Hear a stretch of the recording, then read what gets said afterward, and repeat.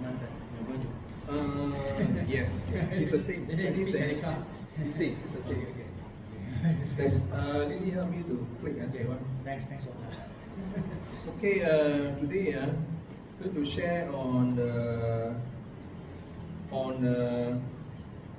he's talking about the significance of the Millennial Temples. All right. So and also the vision of Ezekiel. Okay, let's follow the script here in Isaiah chapter 2. There are a few verses I'd like to establish first, and then before we turn to Ezekiel. Let's turn to Isaiah chapter 2. Okay, chapter 2, this is what the Lord's Son Isaiah saw concerning Judah and Jerusalem. In the last days, the mountain of Lord's temple will be established, the Lord's temple, and chief among the mountains. It will be raised above the hills, and all the nations will stream to it. Many people will come and say, "Come, let us go up to the mountain of the Lord, to the house of Jacob." This one you will learn. He will teach us of His way, so that we may walk in His path. The Lord will go up from Zion, and the word of the Lord from Jerusalem. He will judge between the nations, and He will settle dispute of many people. They will beat their sword into the plowshare, and their spear into pruning hooks. Nation will not take up sword against the nation, nor will they train for war anymore. Come, O house of Jacob, let us walk in the light of the Lord. So we can see here the emphasis here in the last day.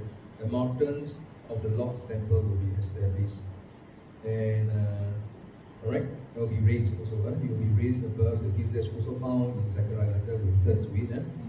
And you say, let us, verse 3, many people will come. So let us go up to the mountain of the Lord in the house, house of Jacob, the true Israel, and He will teach us His way, so that we may walk in His path, the law, and the word come from Jerusalem. So this is prophecies of the temple will be established and will be learned from God. There's one aspect to it. Okay, let's look at Genesis 17. Genesis 17:7.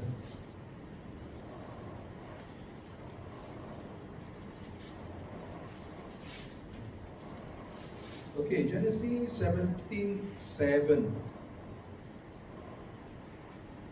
Okay, here, I will establish my covenant as an everlasting covenant with me, and you, Abraham, and your descendant, after your generation, to come to be your God and the God of your descendants, the descendants of Abraham, Jacob, Israel, and the whole land of Canaan, which is Jerusalem, Canaan and Jerusalem, or Israel rather, where you are now in an alien, a stranger, and I will give you an everlasting possession to you and your descendants after you, and I will be the God of the whole land. Alright, so this is also after the war, and then you have the 1,000-year millennium reign. Alright, and also this land is in keeping with the promise of God. Alright, it's a reign of 1,000 years on this land, and so this is in line with His promises to Abraham. Alright, so what are the significance? So you say because there are different view on the millennium view, so some say it is symbolic, although not literal, So this is a pre-millennialistic view, that there will be a literal reigning of 1,000 years on earth in fulfillment of His promise to Father Abraham and the descendants of Jacob. Okay, let's look at Zechariah. Zechariah chapter 14, verse 10. Okay, this is after the war. Zechariah chapter 14. Zechariah is the book before Malachi, second last book of the Old Testament. Okay, here verse 10. The whole land from Gibel south of Jerusalem will become like Arabah, but Jerusalem will be raised. Okay, Jerusalem will be raised, supernaturally raised, and remain in its place. All right, and and verse 11, it will be inhabited, never again will it be destroyed. Jerusalem will be secure. And of course, verse 12 talking about the nuclear warfare. This plague is the Lord will strike all the nations before the day Jerusalem. Immediately, their flesh will rot away, but they're standing on their feet, and their eyes will rot in the socket, and their tongues will rot in the mouth. Alright, so it's talking about the nuclear warfare. Right, because the language of those days that written, alright, so but you know that this is a radiating effect. Alright, so and the Lord is saying that Jerusalem will be supernaturally raised up. On the so preparing after the war, right? Because sometime after the war, you usher in that 1,000 years of the millennial period. Okay, with this background in connection with this, let's go to Isaiah 40 verse 1. Ezekiel.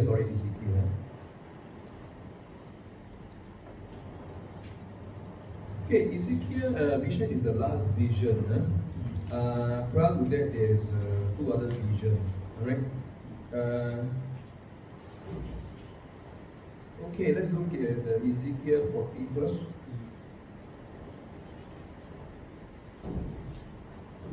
Okay, in the 25th year, 25th is actually half of the Jubilee. Jubilee is the year of release.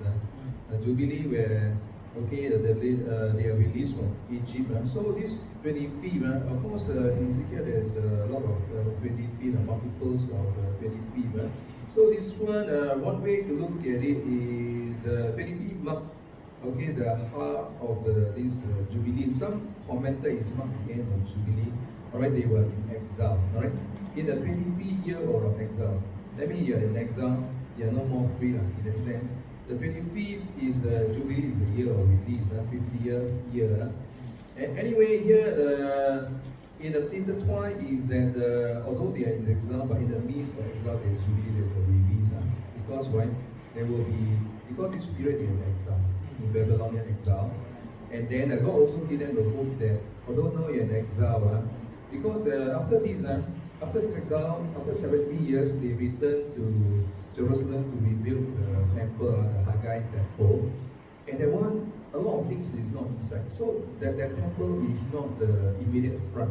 It will be a futuristic, I think it's the Millennial Temple. Alright, Ezekiel 40 to 48, we're talking about the Millennial Temple. It's not the Haggai temple of Zerubbabel, the built temple. It's not the one. Right? Because a lot of things doesn't fit in. Right? There's no restoration of the tribes, for example. So the restoration of the tribes only in the millennial period. Alright? So in the 25th year, there's the idea of Jubilee. At the same time, there's the exile. Okay, they are in exile, at the same time there's freedom. Later on, there's a futuristic. At the beginning of the year, on the 10th month of the month, of course, they cross-reference to Exodus 1. He's talking about the 10th month, the first month is a period.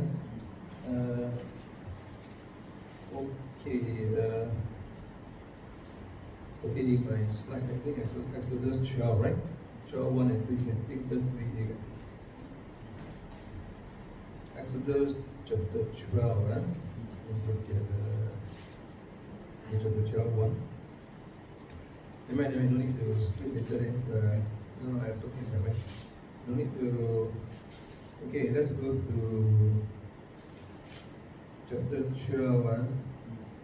Okay, the Lord said to Aaron, Moses and Aaron, the two brothers in Egypt, this month is to be for you the first month, beginning of the year. Okay, the first month of your year. Tell the whole community of Israel that on the 10th day of this month, this man will take a lamb. So in remembrance of the Passover, for the deliverance, right? So the word 10 is there, right? So it is the beginning of the month, this day in commemorating of the deliverance of the Passover of Israel, and then also the Passover, the lamb, right? Sacrificial lamb, right? So we go back to Ezekiel 40 again. Okay, so in the 25th year of our exile, at the beginning of the year, right? Still beginning, right? On the 10th of the month, right? In the 14th year after the fall of the city, this is the final vision. The fall of the city and Jerusalem fell in 587 BC. So possibly at this period it's around, this is just a guess, 573 BC, around this period. Okay, the fall of the and on the very day the hand of the Lord was upon me and took me there. 70 years of the captivity, but I'm still in Babylonian exile. In visions of God, He took me, vision of God, right? He took me to the land of Israel and set me on a very high mountain. Sitting on a high mountain, okay, is important and is the seat of God's is the seat of God's throne. Okay, mountain. So there's a significant the height of the mountain. Okay, on some side was some building and looked like a city. And this city was an unknown city, it was not named. And this city was named only in, okay, we come back, we go to Ezekiel 48. 48, he named the city, the Lord is there. 48:35. Okay, so this one is a unnamed city here, but it was named in the last, in the verse 48:35.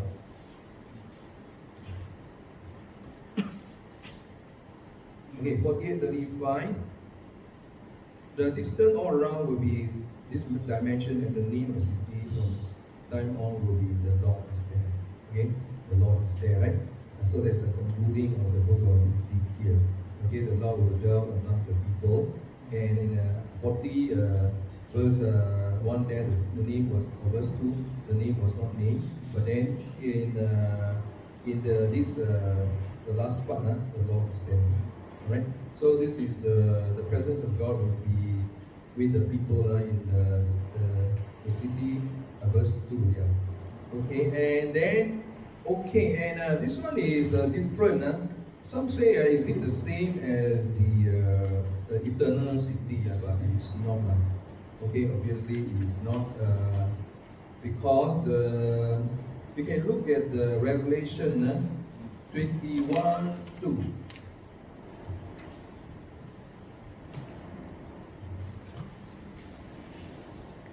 Okay, Revelation 21:2. Okay, he reads here. He reads, I saw the holy city, the New Jerusalem, coming down out of heaven, the New Jerusalem. So different from the millennium. Some say this millennium is actually target on the Israel. Okay, target primarily on that. And the one is within Israel, right? And also those who come to Israel. But this holy city, the New Jerusalem, talking about the universal, okay, believer, the whole entire so-called believers, the New Jerusalem coming down out of heaven from God, prepared as a bride beautifully dressed for husband. So this one is different from the Millennial Temple. Okay, and so the millennium, the one is 1,000 years. Okay, look at Revelation 21:22. This one they don't have a temple, but the Millennium Temple there is a temple. 21:22. Okay, 21:22. It reads, I did not see a temple in the city, because the Lord Almighty and the Lamb are His temple. Okay, the Lord.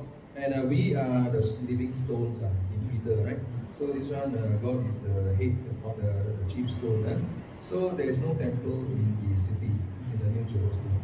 But the temple only have is in the Millennial Temple. Right? So there's a distinction. So there's a different here. Alright? And so, alright? And okay, the question now is, what is the purpose of the Millennial Temple and System of Worship? Just now, we read Isaiah, right? You will learn, there will be a temple, and we will learn from God, right? And the process of learning, alright? And so this one, the process of learning, accordingly, is this is the your okay. Well, one way to put it is to remember and memorize God's gracious work for Israel and the rich start and the ceremonial that look forward to the perfect work of Jesus Christ. And incidentally, yeah, the okay, so there is learning, right? The process. You know, God is a God of economy, and you know, when we your period now we read the Old Testament, we also read the New Testament, right? And also now, and also the future. So that means there's a link from the beginning, since creation, until the millennium period. Okay, let's say, yeah, of course in heaven we still be learning. And so all these are taken into consideration to fully grasp and comprehend the purpose and the plan of God and the significance of the past in the Old Testament, and then how it linked to the New Testament, and then how it linked to the millennium. Alright, and then of the eternal kingdom. So there will be always learning and worshiping God. So you say what the significance of the Millennial Temple? As I say, is to fulfill, one of them is to fulfill the promises of God to Father Abraham, and then at the same time to show the world that God is in charge. Alright. So and then the other consideration that during the millennium period, Satan was locked up for 1,000 years, and then during the period, the sinful nature is still active. So there is also the area of impurity, yeah, and purity. Let's look at the winner. Okay, let it flow. Okay, I give you the verses of the impurity. Ezekiel 43:8. 43:8 to 12.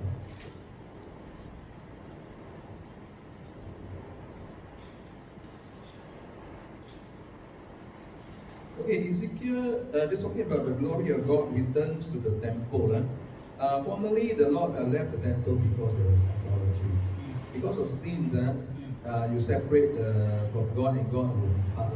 Okay, when sins in Christians, right? Let's say we rebellion, and one day the Holy Spirit will give the person, right? Okay, there is not one saved forever saved. Okay, let's look at the sample. 43 verse 8 Ezekiel. 43 verse 8, what do you say? While the man was standing beside, 43 verse 8, sorry.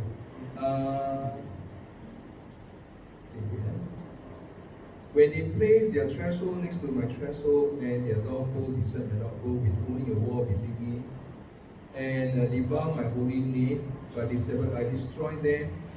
Okay. Okay, verse 10. Son of man, destroy. Okay, no, actually, this is not the part. Then I show you. Sorry, this is the. Okay, I show you the. Okay, 45 rather. 44 verse 15. Okay, this one,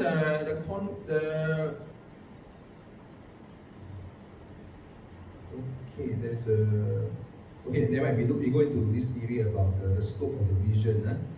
We return in terms of the physical. Okay, let's look at Ezekiel 44:15. Okay, incidentally, the idea what I'm trying to bring to you is that this Ezekiel one, there's purity and impurity. That's what I'm trying to say. But then you compare it with the Revelation is absolute purity. Okay, the one, why not we look at okay, keep the 43, yeah? Okay, we look at the Revelation 21:16. Alright, keep that 1:45, yeah? Okay, now we are talking because, okay, yeah, you will find the verses for the impurity now. Of course, there are some. But let's look at Revelation 21 first.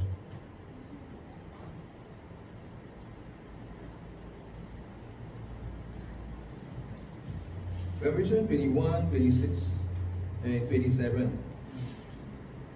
Okay, 26, the glory and honor of the nation will be brought to you. Nothing impure, talking about this one of the city, yeah? Nothing impure will ever enter it, nor will anyone who does what is shameful do, but only those whose names are written in the book of life. So, absolute purity in the eternal state. Whereas for the millennium period, there's still the sinful nature, so they're capable of still doing evil. So there's still impurity and need to be sanctified and clarified. Okay, that one later you can find the verse. Let's go to the scope of the vision now for the Millennial Temple, where what is the observance of the system of worship and what is significant, right? Let's look at Ezekiel 44, 44:15. Okay, 44:15. It says here, but the priests were Levites and descendants of Zadok. Okay, this one reminiscing to the background of the Zadok and the priests. And these are the one who are faithful to David, King David, whether his son, chase after him to kill him, but the Zadok was still faithful. Whereas some another Abatia, the priest, right? The other side they actually side the son. Alright, so in this case, in the midst of a critical time, David, the Lord was still, this Zadok was still faithful. So they were reminiscing back to the righteousness of the Zadok, and no matter what, they still faithful to build the kingdom of God. Right? So, but the priests were Levites and descendants of Zadok who were faithfully carry out the duties of my sanctuary when the Israel went astray, right? From me, the Abatia, one example, the priest. But are to come near to minister before me, they are stand before me and offer sacrifices of fats and blood, declare the sovereign God. Right? They alone are to enter my sanctuary. They alone are to come near my table to minister before me and perform my service. So this one is a very great significance. Okay, in the context of the Old Testament, of our faithfulness. Alright, so and you also talk about the significance of now. Okay, we are serving God, right? We are building His temple, right? So if we are faithful, we are under this category. Alright, and but as I say, this category is very few. Okay, who go all out of the way in whatever crisis they are in, they are still faithful all the way to build God's temple. So they never feel. Through good times and bad times, they are always there to build God's kingdom. So that is really the idea. So similarly, in the Millennial Temple, these are the categories. So there is a reenactment and reinforcement. It's very consistent, the principle, right, straight through the Old Testament to now and to the Millennial Temple and to the eternal kingdom. Right, so this one all the same. Alright, so this is the significant. This is a context of the Israelite. Okay, the temple, right? Context, of course, is the principal stress to all throughout eternity and the same. Okay, let's. Pastor, yeah, go ahead. even the New Jerusalem in Revelation, there's still some impurity because I'm looking at 22nd, 22 of chapter 22, 14, 15. Revelation, right? Yeah, Revelation. Okay, they're outside the thing. They're not inside. So there's still other people outside. No, this one, okay, just go to the verse, verse 22. You're referring to which verse? 15. 22:15. Okay.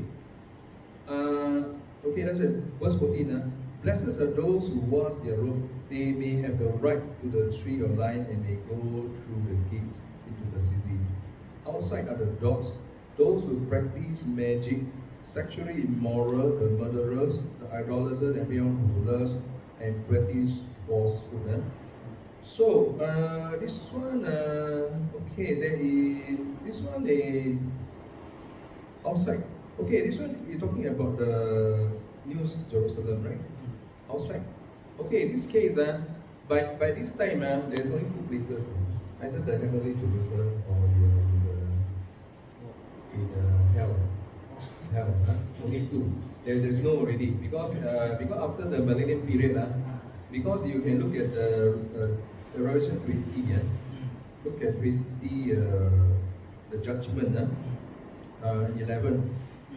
I saw the great white throne and he was seated on it. Earth and heaven presence, and there was no place for them, no place. And I saw the dead, great and small, standing before the throne, and the books were open. Right? Another book was opened, which is the book of life. The dead were judged according to what they have done, as recorded in the books.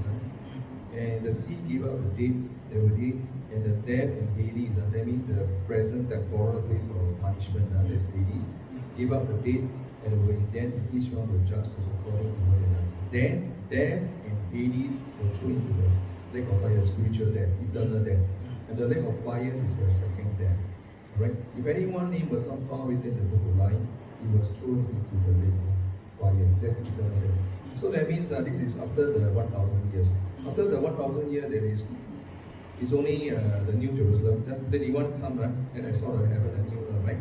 And the first Jerusalem. So it's been talking about the judgment of those who are cast into the hell. Hell, there's the lake of fire. Alright? And then after that you have the New Jerusalem. So there's only two places. If you're outside, mean you are not, you are down already. Okay. On this one we got a final judgment already. Okay. So this is the context of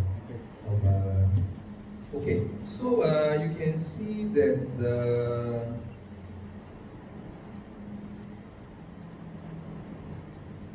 okay, let's go to another part about the reinforcement about.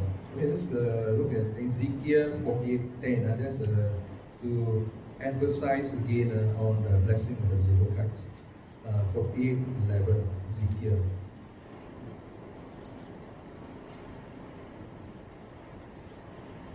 Ezekiel 48:11. This will be for the before that maybe we can look at the verse 10, the last part. In the center of it will be a sanctuary of the Lord. Right? Talking about the special portion, verse 9. Yeah? The special portion, verse 10. There will be the sacred portions for the priests. Right? Then talk about dimensions. The last part, in the center of it will be the sanctuary of the Lord in the Millennial Temple. 11. And these will be for the consecrated priests, the Zedekites. Right? And who were faithful in serving me and did not go astray as the Levite did when the Israelite went astray. It will be a special gift to them from the sacred portions of the land, and most holy portions ordering. Okay, and so on. So we can see the Zedekites, these are the 1%, 1% on earth, and they are right in the center with the Lord. That's why we are encouraging people to follow the Zedekites, to be faithful all the way. But these are the rare, but the empowerment of God. So this is a gift from God.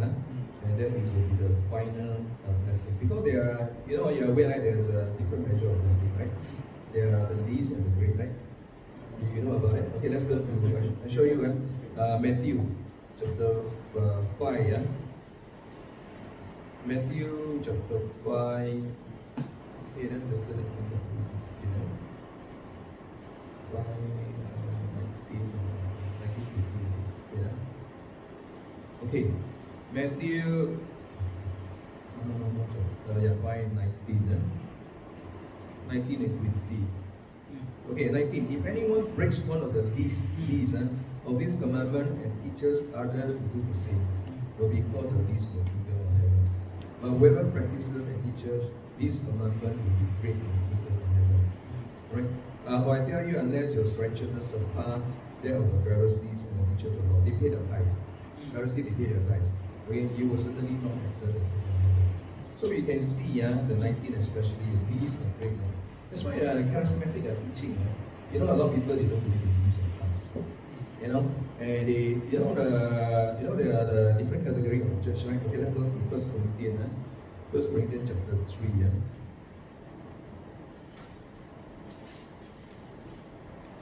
Okay, the context is talking about the building God church. What kind of church you're going to build? So there are different type of churches. Okay, the first category, look at the verse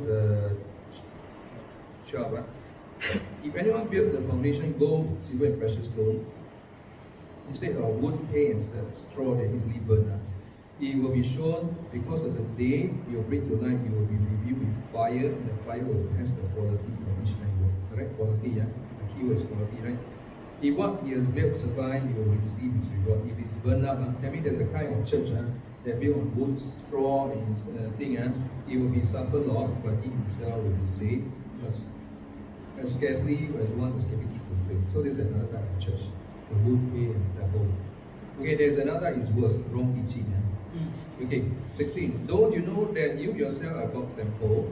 We are the living stone, and God's Spirit live in us. If anyone destroy God's temple through false teaching, alright, and will destroy, God will destroy him, for God's temple is sacred, and you are the temple.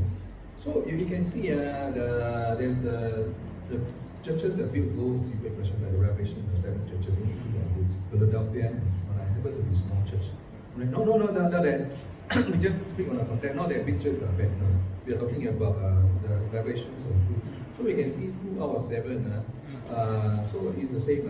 It's statistically significant in a sense that you project. So there are not many strong churches around.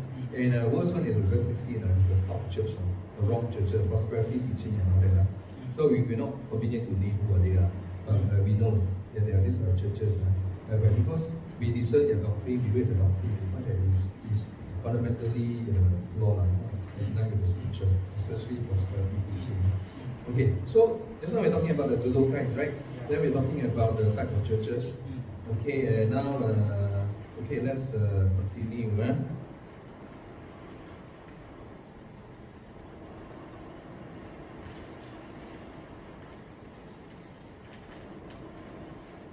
Okay, wait, just now we mentioned already, let's go to, wait, alright, which one we still have a doubt, okay, let's go to Isaiah 60, Okay, this, not only in Ezekiel, they're talking about this Millennial Temple. We look at Isaiah 60 verse 7. But incidentally, Ezekiel 40, 38, 39 Ezekiel talking about the war. Okay, and after the war it's followed by the resource is chronological, right? Chronological. So that is significant for that. Okay, and then go to Isaiah 60, 60 verse 7. All Kedar's flock, and these are talking about the Muslim, will be gathered to you. The ram or Neobite, the boy will serve you. From these are from what's the name? The son of Abraham, the other son. Isaac. Then the big one is what? Ishmael, yes, Ishmael from Ishmael. All this from Ishmael. All Kedar flock will be gathered to you. The ram of Nebuite will serve you. They will set as offering on the altar, and I will adorn my glorious temple. Okay, so this is one part about the glory of Zion, the compact. Okay, so this is these are the Gentiles that will come in the millennium period. Alright? Okay, let's go to 13. Let's go to 13, elaborate further. For the nations that will not serve, okay, wait. 13, the glory of Lebanon will come to you. The pine, the fir, and the cypress will adorn the place of my sanctuary and will glorify the place of my feet. Okay, so this is talking about the foreigners will come in, and including the okay, let's go to verse 18. No longer will violence be heard in your land, nor ruin destruction within your borders, but you will call the wall salvation and your gates praise. The sun will no more be your light by day, nor will the brightness of the moon. Okay, that one a bit different part. Okay, so but anyway, having said that, we're talking about the inclusion of the Gentile, apart from the Jews, during the millennium period. I mean after the war, right? Because after the Great Tribulations, the Jews came to know the Lord. At the same time, there's some survival of the world. They call the Gentile, and they believe in Christ. They will be ushered into the 1,000 years and continue to populate the earth. Okay, so that is they will continue to populate the earth. I mean, because when they go in, right, they are physical body. Right? So that one is different. That's why the sharing is we believe in the pre-trib, because you know in Revelation you read, the church, the word church, you can search, after chapter 3, the church no more there. Oh, you know about it? Are you aware of that? So that one, chapter 4 onward, the word church is not there anymore. Alright? So that means we are already raptured, and then we will come back at the later part, right? And then during the millennium period, those survivors, they'll be ushered into the 1,000 years in a physical body. In the Jews as well as the Gentiles, the minority, and then they will populate the earth, and then we will reign over 1,000 years. So that one is a new, that means the next stage. That after this world, the history of this world, then we move into the 1,000 year, and then that's where because they are new believers, right? As they go in, so they have to learn their physical body. Primarily the Jews, right? The Jews. So that's why there's this interpretation is that before the 7 years, the church will rapture. Because now 90% in among the Jews, they are not believers. Some are not even they are no religion. At present in Israel. So this is the situation. And then but anyway, at the end of the day, there's still God's people. Our Lord keep the promise. The Jews, the remnant of those people, the Gentiles, then together collectively for spiritual Jews and us. So yeah, so this is one. This is the interpretations. Yeah, any discussion on this? Because I'm thinking, by the time this Millennium City came, coming, I mean, even today, actually, when we go Israel, you cannot tell who is the Zadok. I mean, the really descendant from Zadok and the Levite also do have. No, the one, you're talking about the 1,000 year, right? 1,000 year. No, we're talking about the Zadokite. I mean, just now, principally, we are saying from the Old Testament link to New Testament to the Millennium period. There's a reenactment of the Old Testament.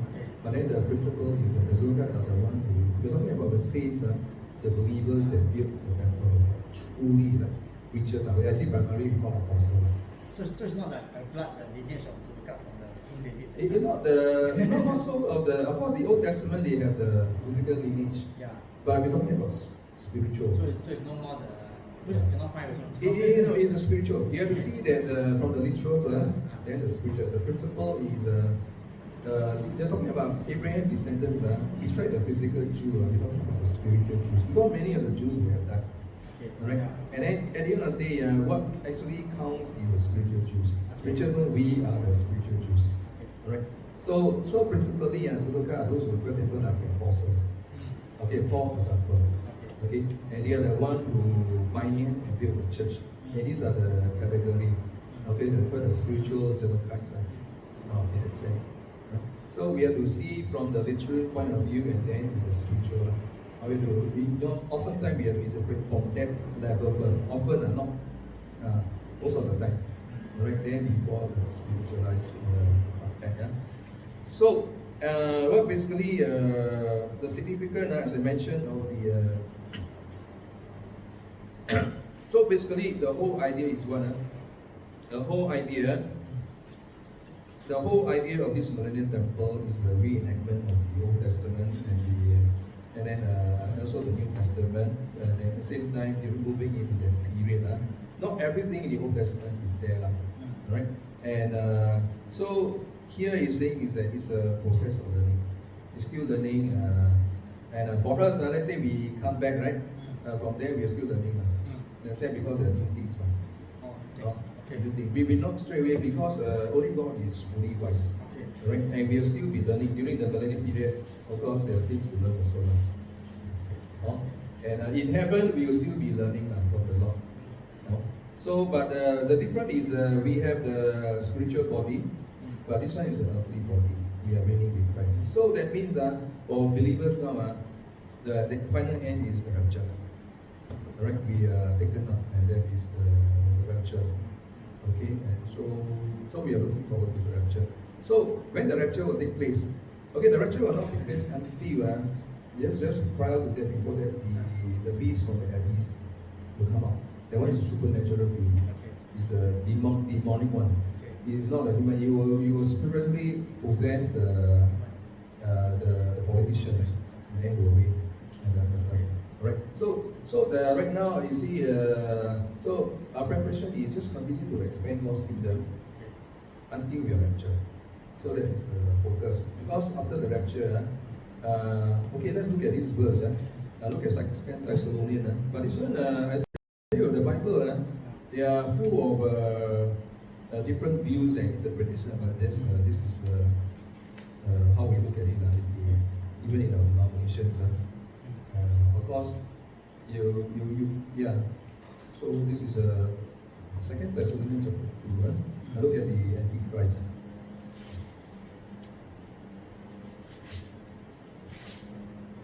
Okay, the man of lawlessness. Chapter 2. Okay, let's look at chapter 2. Okay, let's one I just read it fast. For saying the coming of the Lord Jesus Christ and being gathered with him, okay, we are asked, brother, not to become unsettled or alarmed by some prophecy report supposed to have come from saying that the day of the Lord shall already come. Don't let anyone deceive you in any way, for the day will not come until the rebellion. This one, the word rebellion is apostasy. Apostasy means a lot of people will leave the faith. Okay, so possibly one of the COVID-19, okay, is also a lot of churches closed down. So probably is a preparation. Set the stage for the thing. Because right through these a lot of people now they don't go to church. Right? And they have lost their faith. Right? And the variant, you see the COVID, it never ends like that, right? So this pandemic will be, according to the book Revelations, will lead all to worse. I mean, talking about this one is just the not the most serious things. All the most serious is yet to come. Alright? So it's a rebellion that occurs when the man of lawlessness is revealed. Okay, the Antichrist, the man doomed to destruction. Okay, he will oppose and will exalt himself over everything that is called God or his worship, so that he set himself up in God's temple, proclaiming himself to be God. Alright. There's one view that they are building the physical temple. Alright, but this physical temple will be destroyed. Okay. Alright, and then before the Millennial Temple. Alright. So okay, don't remember when I was with you and so on, and now okay, this is a verse I'm focusing on. Don't remember that when I was with you, I always tell you this thing. Paul was telling you personally. This is a verse. And now you know what is holding him back. You know what is holding back? So that he may be revealed at the proper time, God's time. For the secret power of lawlessness, sin is already at work. But the one who holds it back will continue to do so until he is taken out of the way. And this is the key verse. Okay, what is this verse? Okay, the Holy Spirit. Alright. Okay, the withdrawn of the. Okay, you have to understand this concept here. The church is taken up here. Because the Holy Spirit is the believer, right? They're taken up. So actually, the church on earth is the one that fight against Satan. Okay. Against the lawlessness. Okay. The church actually is fighting. Okay, the secret power. Okay, verse 7. For the secret power of lawlessness is already over, but the one, okay, the Holy Spirit, who now takes it back, will continue to do so until he is taken out of the way. But you have to understand that after the rapture, right, this is a period of grace. The Holy Spirit is here. But when he's taken up, right, but doesn't mean the Holy Spirit is still not on earth. He's still there. But it's just that you usher in the period of 7 years of judgment, the great tribulation. We are now at the period of grace, right? So the 7 years of the great tribulation is the period of judgment where the Antichrist was given the power, okay, to do havoc to the entire until the last one when Christ come back and you will defeat the Antichrist. Alright. So currently the rapture is not taking place because it's a period of grace. Alright, we are still wrestling against, we are still praying for more people to get saved until the exact number. Okay, let's turn to Romans. This part okay? Yeah. Romans. Romans, as I say, you can go to internet. There are so many interpretations. Just let you know, but you got to discern. We all have to discern.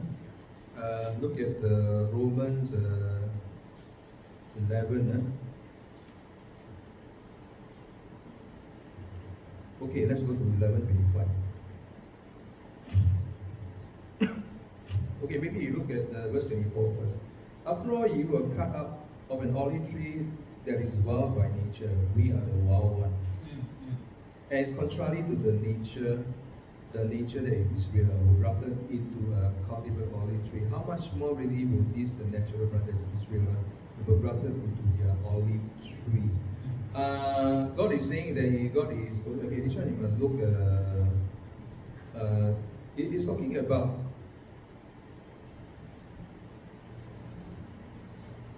okay, this one talking about the Jew and the Gentile, meaning to say if because the Jew, God come for the Jews first, and the Jew rejected, and we are the Gentile.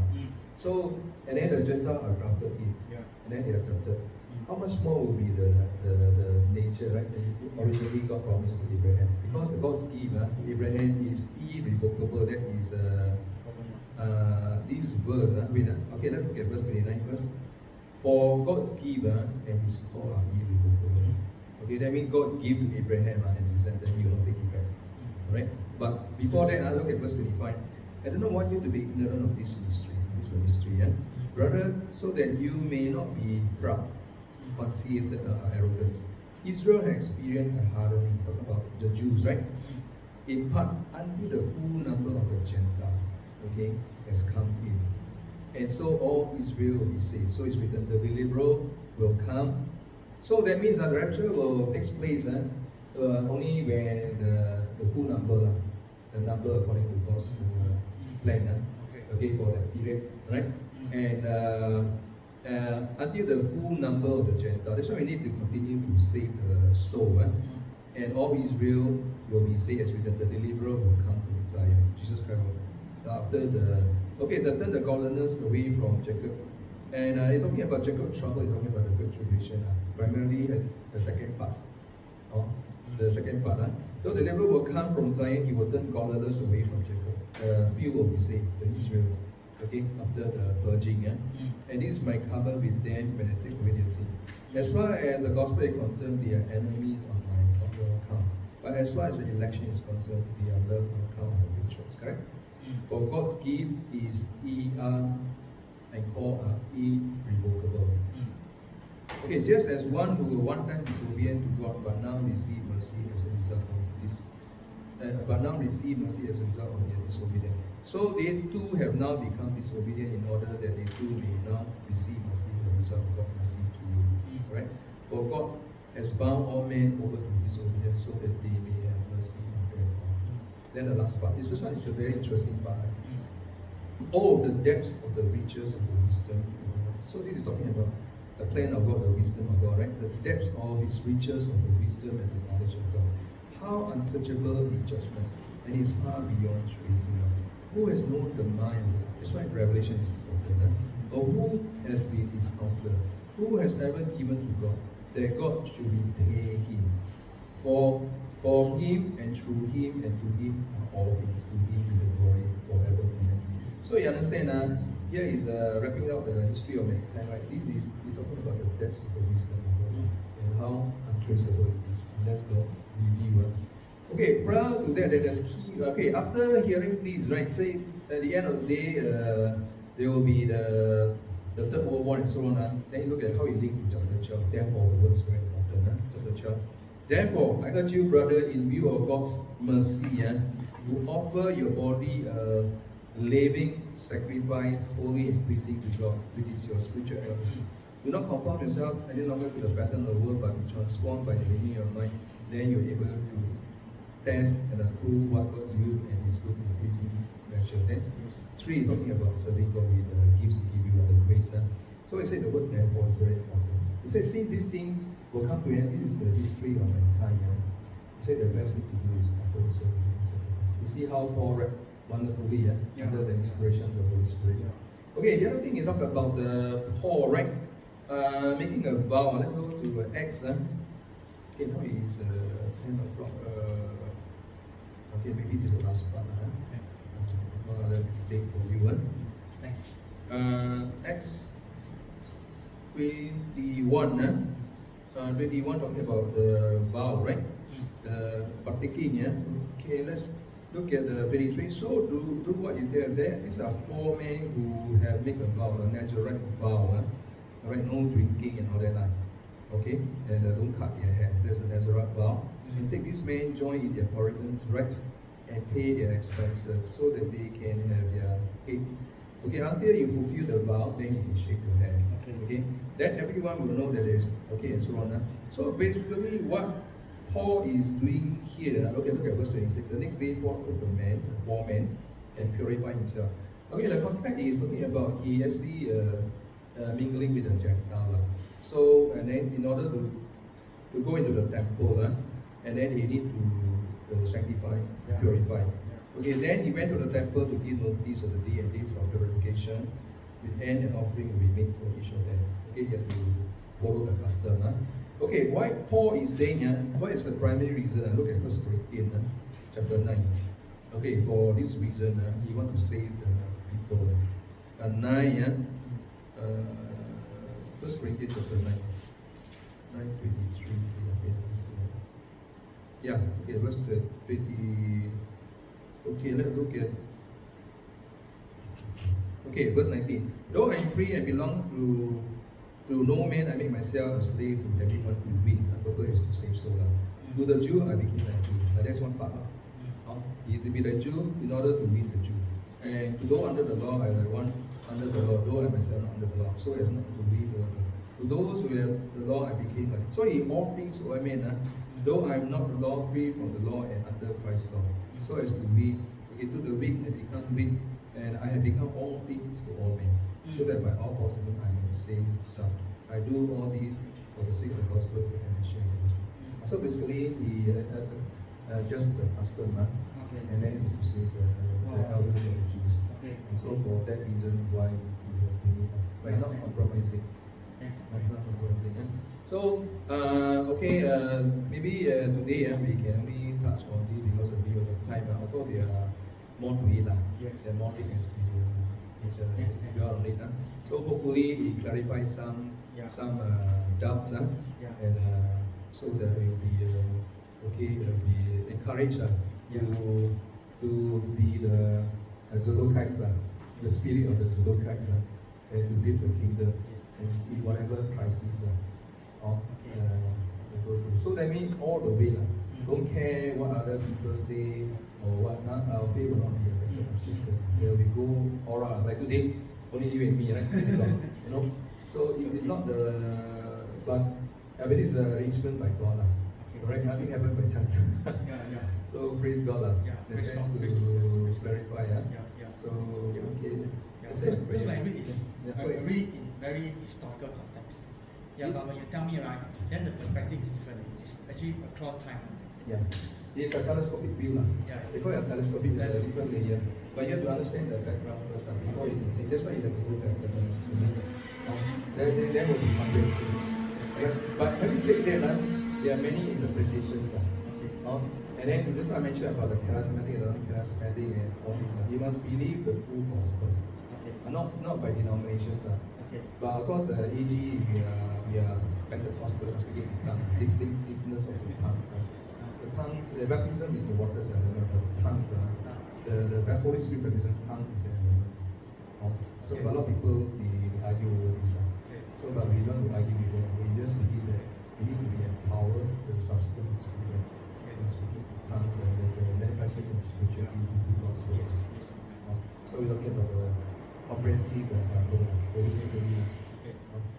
Pastor, your interpretation of verses, right? Is that the AG interpretation, or is that? I tell you, AG is a denomination, but it is AG individually outside is divided. I tell you, my interpretations in my own devotion with God. Of course, I will check with other scholarly work, but not all you can agree on. Even Gordon Fee, the interpretation of charismatic is different from Roger's concept of there's no perfect, but we have to gather the strength of the different ones, and then we piece them together and have our own self-study. Okay, this one is not the Holy Spirit is a teacher. So, but of course, you can check the Bible. Of course, we will continue to grow. We are not perfect. There's still many things still need to learn. The Bible never goes dry. So there's still a lot more to learn. I'm still digging. There's still a lot more to dig. But at this moment, by God's grace, I'm able to dig up to you. At this moment, of course, there needs to be more research and further study to make it even better, even clearer. So, especially the Old Testament. Isaiah is a difficult book to work with. And Ezekiel for this one is one of the most difficult passages in the Bible. One of the Millennial Temple. And one of the most difficult chapters. They say Isaiah is the condensation of the Bible into one. Isaiah is very rich, very powerful. Because the 66 chapter is the same as 66. Yeah. It is a lot of things, a lot of treasure in Isaiah. Because it's very educated. Okay. Because it's the Hebrew word, I'd say 2,200 to write that book. And it's a very rich. And Isaiah is very educated. Yes. So he writes very well. Yes. Right? So that one is a lot of treasure inside. We need to dig. Because a lot of things come from Isaiah also. And many things. So, but as I said, I went to the program, right? Only the 7th song, only do a MTH thesis, then writing a thesis. It's only focused on the few portion of the chapter. It's not about the whole book. So there is a lifelong learning. I see God, I never know anything. Of course, God will still be learning, the millennial period, believe will still be learning. Because the angels, they also don't know who's sinners, so they say they are killers. They say one sinner rejoice over one soul saved, right? The Bible says they don't know, no? Even angels don't know. Also don't know. I don't know. Yeah, only God knows. So we will still be, only God is perfect. So we are still learning. So hopefully we will press on and quality and also impact life. That's why I continue to save soul. That's what Paul say, all things to all men, even pay for even involved in the purification, right? So Paul, just to appease the Jew, right? But to save them. Right? Yes, sir, one last question. Yeah. Is there any verse in the Bible to indicate to us or hint to us what we'll be learning in heaven? What will be learning in heaven? That's a good question. Okay, just now that one, right? You can see that, right? Okay, Millennial Temple, the one, the teacher of his way, right? Yeah. That one have, right? Okay, there will be. Okay, that is a good question. Okay, I think you better go. I WhatsApp you. I WhatsApp you. Yeah. Okay. Thanks. Okay. Yeah. Okay, thank you, sir. Thanks. Yeah, we catch up. Thank you. Yeah. Thank you.